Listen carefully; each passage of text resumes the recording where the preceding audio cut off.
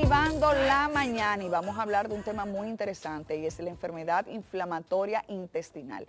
Para hablar de este tema comparte con nosotros la doctora Claralí Almonte, quien es la presidenta de la Sociedad Dominicana de Gastroenterología. Bienvenida, doctora. Bienvenida. Muchas gracias. Gracias por la invitación para siempre participar en estos temas. Gracias a usted. Así mismo. Y bueno, primero que todo, ¿qué es la enfermedad inflamatoria intestinal? Bueno, la enfermedad inflamatoria intestinal tiene interés en el día de hoy sobre todo porque ayer estuvimos conmemorando lo que era el Día de Enfermedad Inflamatoria Intestinal a nivel mundial. Estas son dos entidades de tipo inflamatorio inmunológico. Inmunológico significa que es el cuerpo mismo que se activa, que se llaman enfermedad de Crohn, que puede ser que algunos lo hayan escuchado, y colitis ulcerosa. Esta enfermedad tiene de importancia es que se diagnostica en temprana edad. Yo, por ejemplo, soy gastroenteróloga de adultos. Yo veo pacientes de 18, 17 años, pero también los gastroenterólogos pediatras pueden diagnosticarlas tempranamente. Entonces es una enfermedad que cuando tú la diagnosticas de forma temprana, tiene mucho mejor pronóstico que cuando es diagnosticada de forma tardía. O sea que es el mismo cuerpo que lo ocasiona, no es de que el factor alimento, medio ambiente, nada de eso. Eso significa que hay un huésped, yo estoy predispuesta genéticamente a desarrollar la enfermedad y viene algo que no está establecido, no sabemos, puede ser que sea un proceso infeccioso, puede ser que sea un proceso ambiental y activa la enfermedad. Y en ese momento ese paciente comienza a presentar síntomas. ¿Y cuáles son esos síntomas? El Crohn y la colitis ulcerosa pueden tener síntomas muy variados. Eso es lo que a veces retarda un poco el diagnóstico, porque puede ir desde dolor abdominal o un paciente con diarrea crónica, y diarrea crónica hablamos que a veces es un paciente que va a la consulta y ya se ha tratado con todo lo que compró en la farmacia y no, que soy parásito que me da doctora. Pero diarrea crónica continua. Diarrea crónica es definida cuando tú tienes diarrea por más de 4 semanas. Oh, wow. Más de 4 semanas, pero es que yo bebo agua en no sé dónde, entonces eso es que no se lavan bien las manos en mi casa y yo me tomé un antiparasitario, se me quitó 2 o 3 días y vuelvo con la diarrea porque volví al sitio. Entonces aquí lamentablemente una de las cosas con las que tenemos que luchar es con la automedicación, porque a usted nadie le dijo que tenía parásitos y se medicó y ese paciente es un síntoma, o sea, la diarrea crónica, que no necesariamente significa que tiene la condición, pero sí que se debe de investigar por qué usted está sufriendo de eso. Otro síntoma es sangrado. El sangrado a veces las personas lo normalizan pensando de que eso fue que sufrió de estreñimiento. Que no, si la hemorroide. que sí es una hemorroide, pero ¿quién le evaluó ese hemorroide? ¿Usted fue al médico o simplemente yo me diagnostiqué?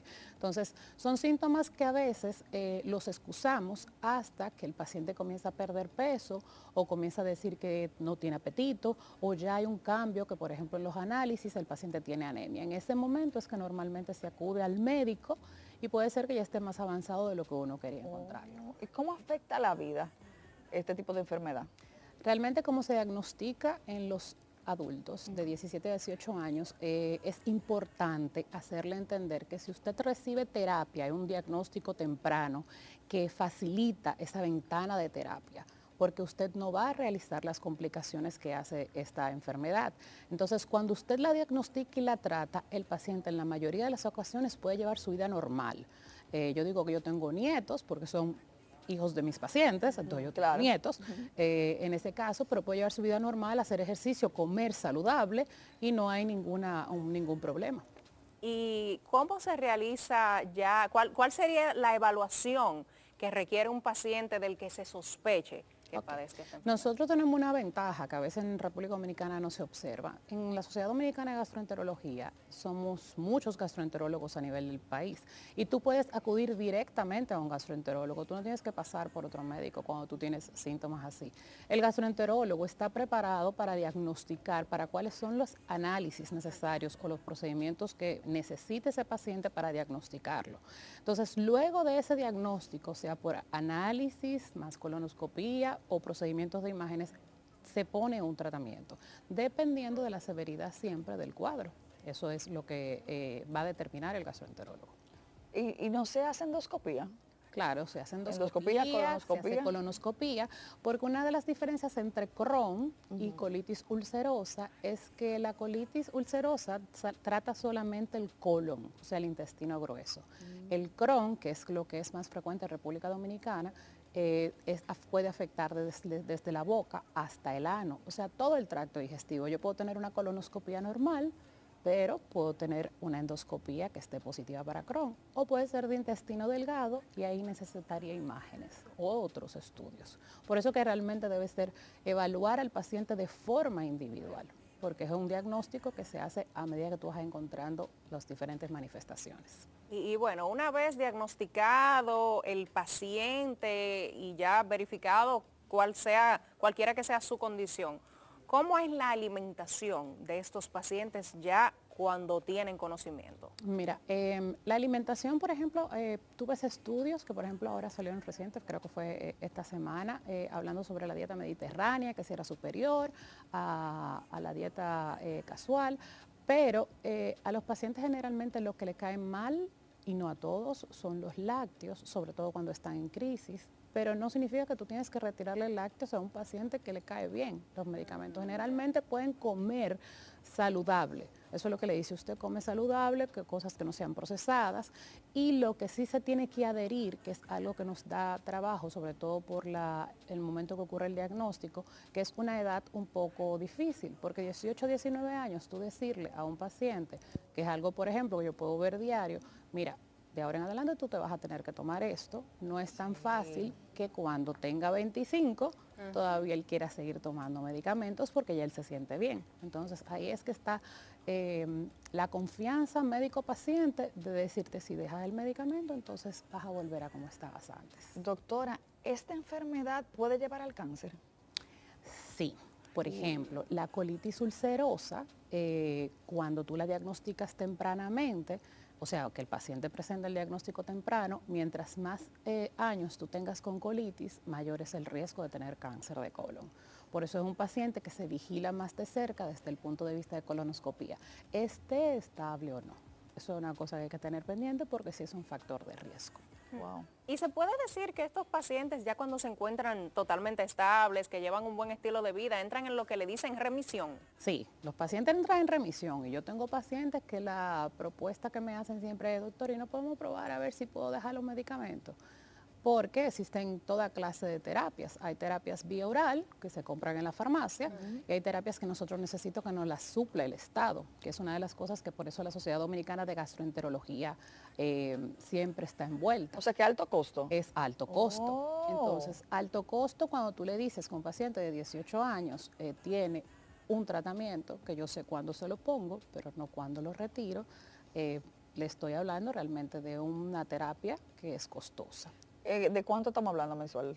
No, eso depende del medicamento, pero por ejemplo yo te puedo decir que hay terapias que pueden costar 302,000 pesos mensual o aún más caras, o hay otras que pueden ser un poco más baratas, pero 302,000 pesos mensuales es una cosa, ¿verdad?, Sí, considerable. Es un compromiso. Sobre todo porque tú no sabes cuándo es. Pero realmente no es tanto el precio, es que tú no haces nada medicando a un paciente una o dos dosis, cuando es un paciente que tú vas a necesitar tratamiento a largo plazo. Por ejemplo, ayer era el Día de la Enfermedad Inflamatoria Intestinal, pero a nivel nacional se hicieron el domingo de la Fundación de Pacientes de Santo Domingo y la Fundación de Pacientes de Santiago, una caminata y un zumbatón. ¿Con qué finalidad se hacen este tipo de actividades? Es de darle visibilidad a esta enfermedad. Es que cuando uno vaya a un programa, la próxima vez, cuando vuelva un gastroenterólogo, porque somos muchos, y le digan Crohn, sí, yo voy a hablar de Crohn. Claro. No sea algo desconocido, porque así mismo se establecen las políticas públicas. Entonces, cuando un paciente se ve porque se hace una caminata o se hace un zumbatón, ¿y de qué era? De Crohn y de colitis ulcerosa. Entonces ahí podría ser de que esto sea cubierto después por otros métodos que no sea alto costo.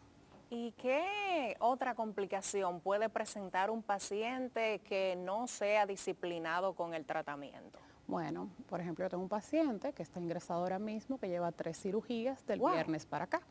¿Por falta de disciplina? Porque no está medicándose. Oh, wow. Entonces, estamos hablando de que es una enfermedad. Pero que cirugía es del colon. agresiva. Sí, cirugía que te va a... O sea, un paciente se puede perforar Oh, el intestino, puede hacer algo que se llama fístula. Una fístula es una comunicación entre órganos, puede ser del intestino hacia la pared abdominal, o sea que por ahí haya una comunicación como un puentecito, puede ser fístula entre diferentes órganos. Realmente esto es una enfermedad que es agresiva cuando se llega a manifestar en todo no vamos a decir esplendor, pero sí en toda su potencia. Entonces, por eso es que el diagnóstico temprano, que lo podemos hacer en República Dominicana, porque tenemos muchos gastroenterólogos en otros países, puede ser que primero te manden atención primaria y luego al médico internista y luego al otro. No, aquí tú vas al gastroenterólogo inmediatamente, porque somos muchos. ¿esta enfermedad se puede heredar? Bueno, hay un porcentaje, porque como yo dije, estoy predispuestamente para desarrollarla. No tengo por qué desarrollar necesariamente Crohn, pero sí mi hijo puede tener un 8% más de riesgo de tener una enfermedad inflamatoria porque yo tengo, por ejemplo, enfermedad de Crohn o colitis ulcerativa. Y si me caso con una persona que también la tiene, aumenta el riesgo. Estas son cosas que se le explica al paciente, pero también saber que cuando entran en etapa de remisión, la mujer puede tener sus embarazos normales, se medica normal, los medicamentos no hacen daño al feto y tampoco hacen daño a la madre. O sea que esto no es cuando están en remisión, no es una contraindicación. Excelente. Y doctora, por ejemplo, yo estoy segura que casi todo el mundo conoce a alguien que dice, no, que yo tengo el estómago delicado. Ese tipo de personas, quizás existe la posibilidad de que estén entre estos pacientes o no tiene una cosa que ver con la otra. Esa gente que dice, no, que yo tengo que tener cuidado con lo que como, que muchas cosas me caen mal. No, la gastroenterología tiene la condición de que es muy amplia y así mismo como puede ser que sea una intolerancia a la lactosa, que es simplemente, bueno, pues saque los lácteos de su vida, o que tenga un Helicobacter pylori, que por ejemplo aquí en este estudio probablemente 6 puede ser que sean positivos. ¿Cómo? ¿Ok? ¿Es tan común así? El Helicobacter sí. Wow. Pero el Crohn, cuando hablamos de enfermedad inflamatoria intestinal, sí estamos hablando de que es una enfermedad que está entre 1, para el 2030 se piensa que de 100 personas, 1 tendrá enfermedad inflamatoria. Eso es mucho cuando tú valoras la potencia de esta enfermedad. Wow. Doctora, gracias por aceptar la invitación, por compartir un tema tan interesante con nuestra audiencia. Gracias. Así que las puertas quedan abiertas para que vuelva a compartir con nuestro público. La doctora Claralí Almonte, quien es la presidenta de la Sociedad Dominicana de Gastroenterología, nos acompaña.